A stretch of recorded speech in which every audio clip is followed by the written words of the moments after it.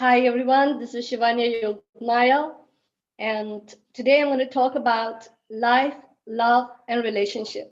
First of all, let me share with you that there are certain bittersweet truths that I learned from my own relationship trials, and that is life and love is mirroring you.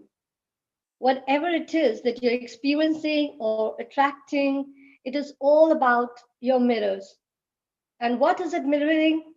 Well, they are the wounds that you're holding, the wounds of the past, pain, unresolved issues, rejection, abandonment, betrayal, judgment.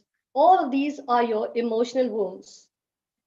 And now you would wonder, where did this wound come from and when did it start? It all began from your childhood. And I would say that this wound is not just from the childhood, rather, it is from the womb to the now.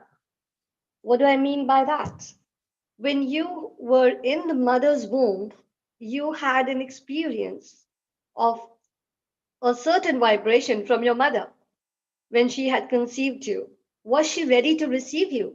Was she willing to give birth to you? Or was she angry, sad, not ready to receive you and to give you birth? So when I work with my clients, I actually go down to their childhood and sometimes up to the womb story. What was their mother experiencing? Were they ready to receive you and give birth to you? If not, then you would have felt the pain of rejection from the early on in the womb itself. And I've had clients who actually claim that their mother was not ready to receive them because they were born as daughters, or they were not ready for the second child, or they were just not willing to be born. And so began your wound of rejection or abandonment, and so on. So, this is one of the kind of the wound. There are many other kinds of wounds which you experience as you continue to grow in your childhood. You may have felt your parents criticize you, judge you, or label you, or make you feel that you're not worthy of love, or maybe not worthy of your abundance, or you are not worthy to be accepted in the wholeness of who you are. So then this imprint carries on into our adulthood and it lives on even in our relationship as we get married or we are dating somebody or even when we are old enough. So if you wish to break this pattern, you have to go down to the memory lane and accept your wounds, heal your wounds, feel your wounds, because without it, there's no change in the outside world. So I also say this like relationship heals when you heal. So instead of trying to fix the other, instead of trying to find the faults in another, ask yourself, what is hurting here? What am I not understanding? What am I creating in this moment? What is it that I need to change or let go? That would change the story. But if you do not ask these questions, if you do not take the ownership, if you do not look within, nothing outside is going to change. That is the bittersweet truth that I learned. And I hope that you also invite yourself to do some introspection. Take an honest look at yourself. What is it that you're doing that is creating this moment? Or what is the past wound that you're holding, which is still playing on in today's relationship conflict? It could be with your intimate partner, your husband, your current man that you're dating or having a live in with, or with your parents.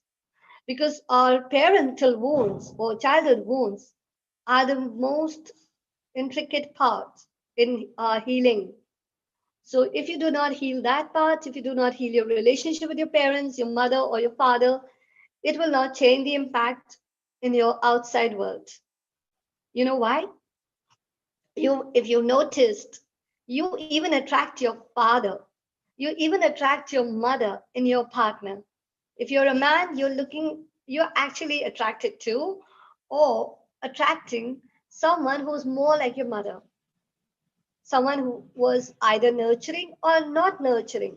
And you would find a woman who's either dominating or aggressive because your mother was also holding the same personality traits. And you learn to uh, understand love association with that instead of really seeing is that what you want to partner with. So when you are looking at your wife or your boyfriend or your girlfriend, ask yourself, is there any impact or imprint of your father and mother in them? If yes, then you need to look within instead of pointing out to them, because remember, there are three fingers pointing back to you. And even if you really want to really look at it in a very honest way and in true intention of changing your relationship, let it begin with yourself. So there are times when the couples come complaining, my husband does this, or my husband is not available for me, and or my wife is not nurturing, not understanding, and or she judges me. And I ask them, tell me about your parents, your relationship with your parents. How did you feel with them? Because your first love association, where do you think it began from? No, not from your college sweetheart, not when you felt the skip of your heartbeat, nor from the sweating palms. It wasn't the sign of your first love relationship.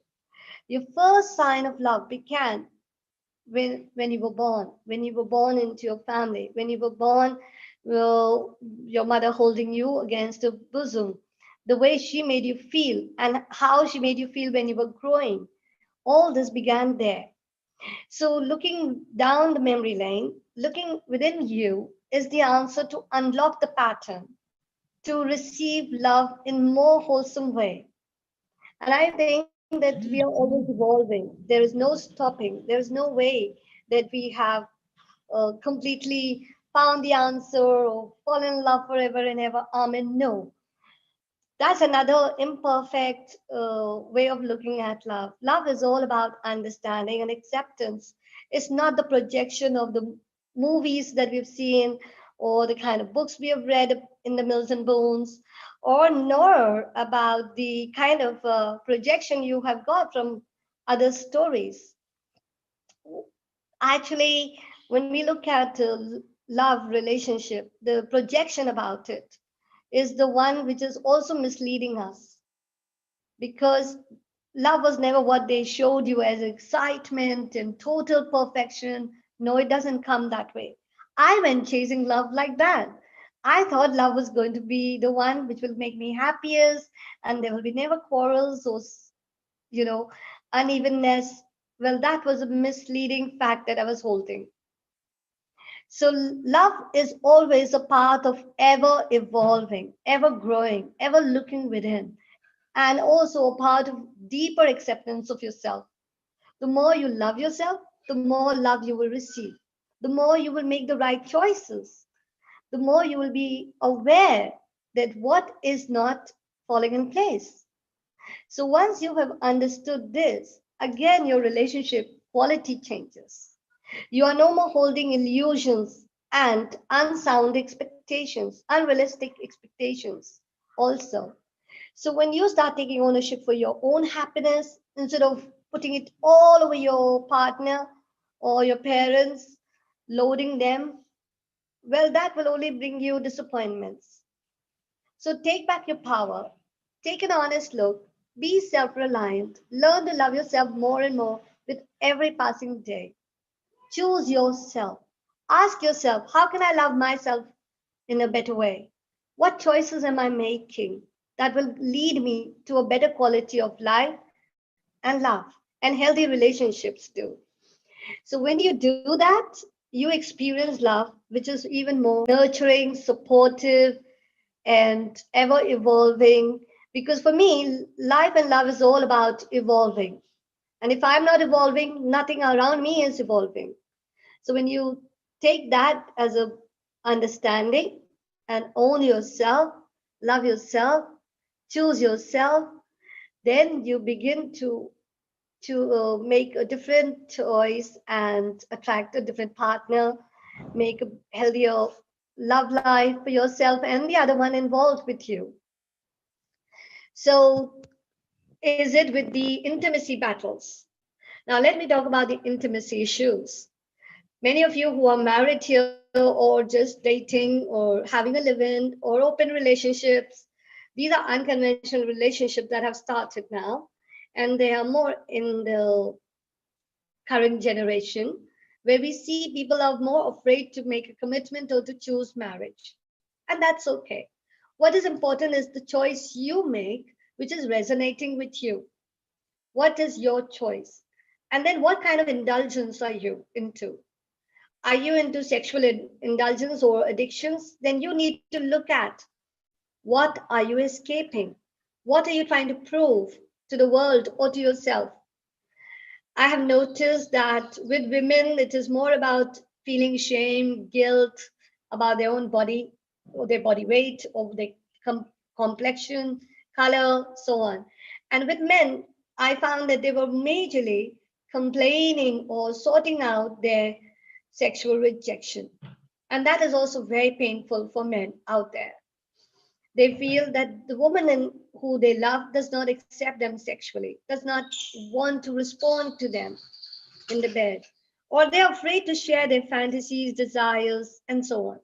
So, this is another issue that most of the couples are facing. And though we shy to talk about it, we may not be able to talk to our parents, of course. Sometimes we can share with our friends, but they may not be the right contact who can help you through this.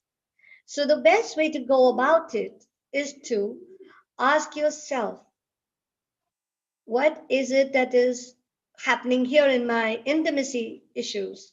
Now, when I say intimacy, let me also say this when it deals with your emotional intimacy, because without it, you will not surrender. You will not enjoy a physical relationship. It will just be a pure act and driven and completed. But you want to enjoy fulfillment, right? So, to enjoy the fulfillment in your relationship, you have to have emotional quotient as much as a physical compatibility. To have that, you have to have an honest talk with your partner and ask them if they would like to have a consultation, would like to open up what is that they desire, how they want it. Sometimes you may even discover they might be having some sexual wounds or sexual traumas in their childhood or in their teenage, or something that they experience because of which they resist or they reject or they deny or they shy from it. So sometimes you need to be an empathetic listener. You need to ask your partner before judging, before feeling frustrated and angry. Ask them what is making them resist it. How can it be better? And if they want to open up for sexual healing, ask them to come around for a consultation, because you can't be living in denial. And most of the marriages are sadly locked in dead marriages. As much as emotional quotient is important, emotional compatibility, availability is important, so is your sexual compatibility. Because sex is an ingredient which cements the differences. So, having said that, intimacy is not something that you cannot grow with or allow it to change and become better. It is not something you need to let it lie under the carpet. No, deny it to yourself or to your partner. Rather, make a choice to resolve it so that you can evolve. And that is also the some part of the consultation that I offer to committed partners or even open relationship or live-in partners. So, because this is what makes us wholesome, to be made to feel accepted mentally, emotionally, physically, and spiritually.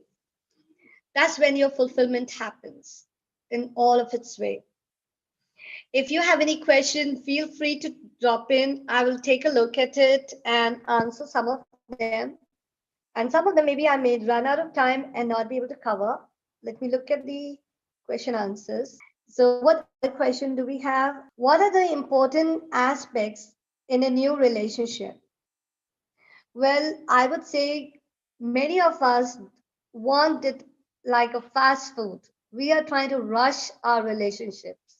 We are trying to date and only to know them for a day or two and rush our hormonal desires with them.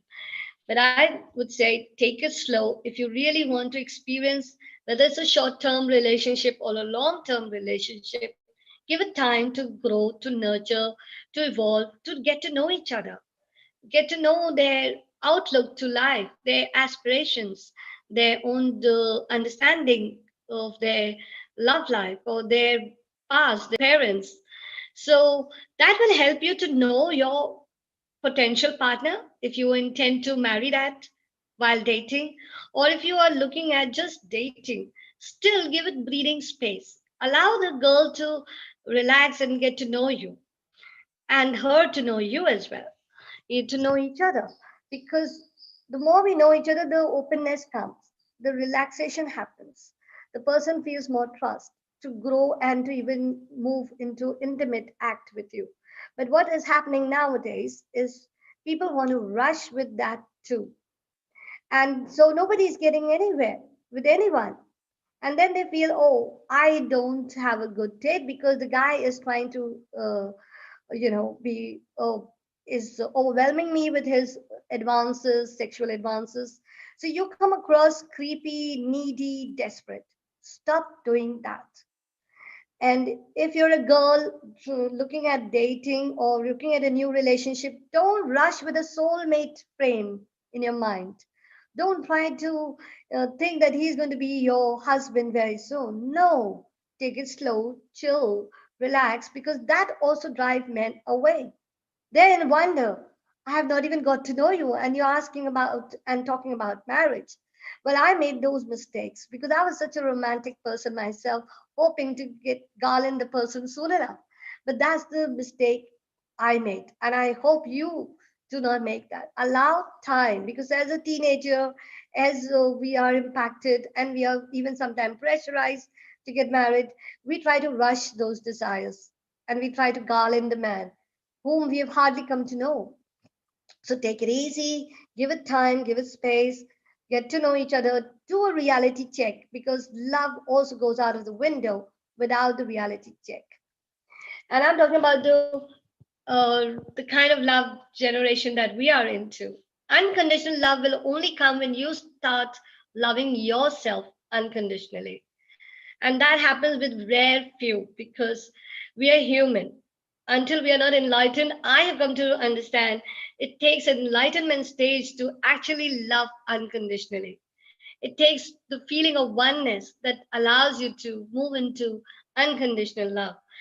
So I wouldn't expect you to do something on that height, but try to take it easy, slow, get to know each other, and give it time. Let the other person know your honest expectation. Don't overgive yourself. Don't overpromise. Don't try to be a person pleaser, because many of you will just try to please the other person so much so in order to grab their attention, in order to have them in your life. And that's another fault we make. So try to take it easy. There's no one rushing out. You don't have to chase love. Love will always stay if it is meant to be.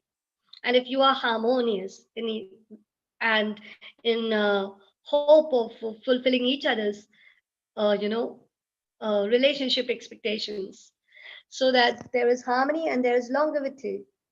If you rush it, you will only break it soon enough. So let's see if there's any other question for me here. I always attract emotionally unavailable partners. Can you help?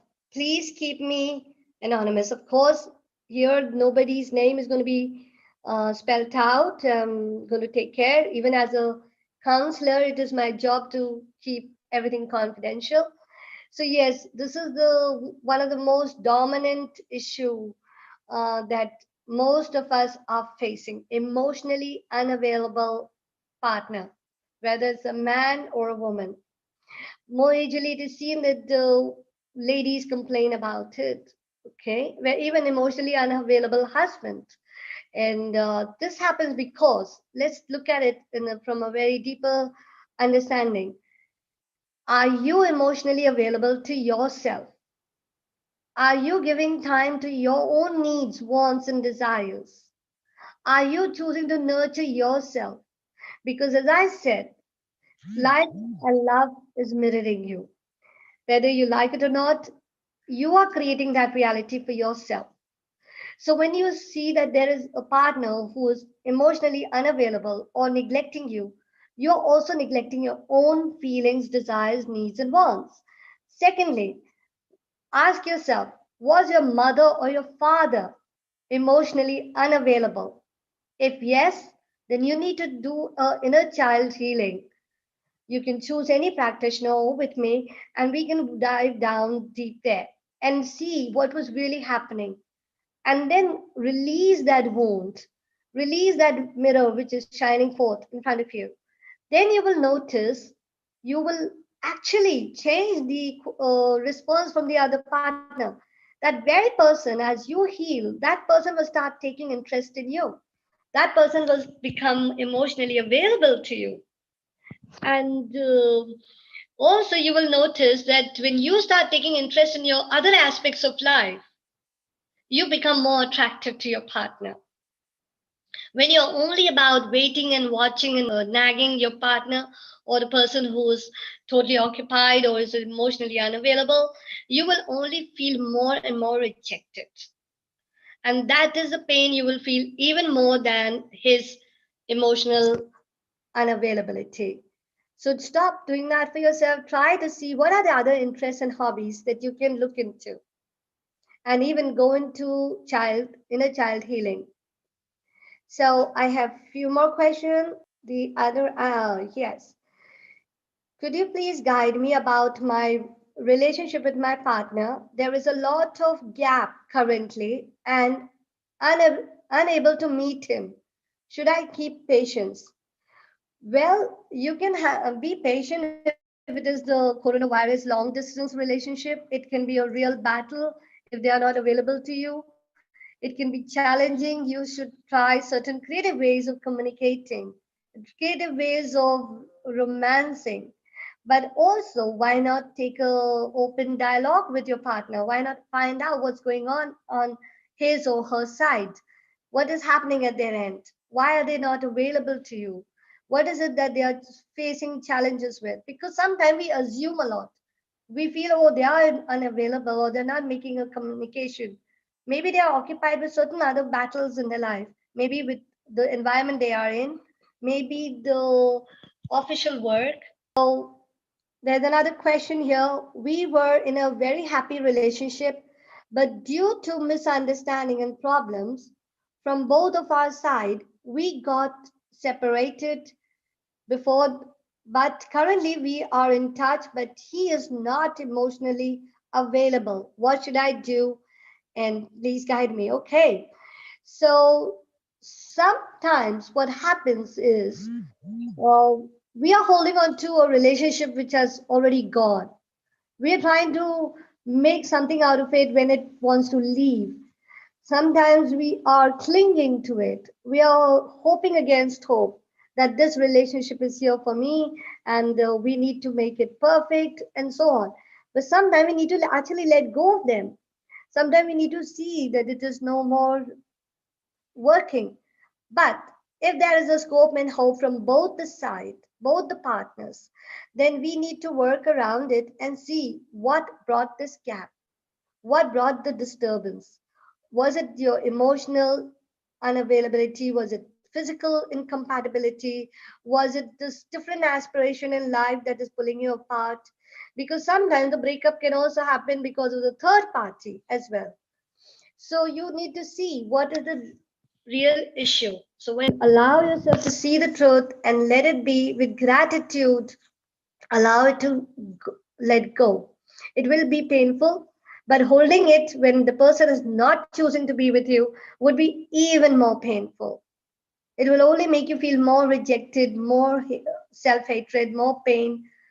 and so on. If at all, if you have any other question and you want to get in touch with me on a personal counseling session, feel free to connect.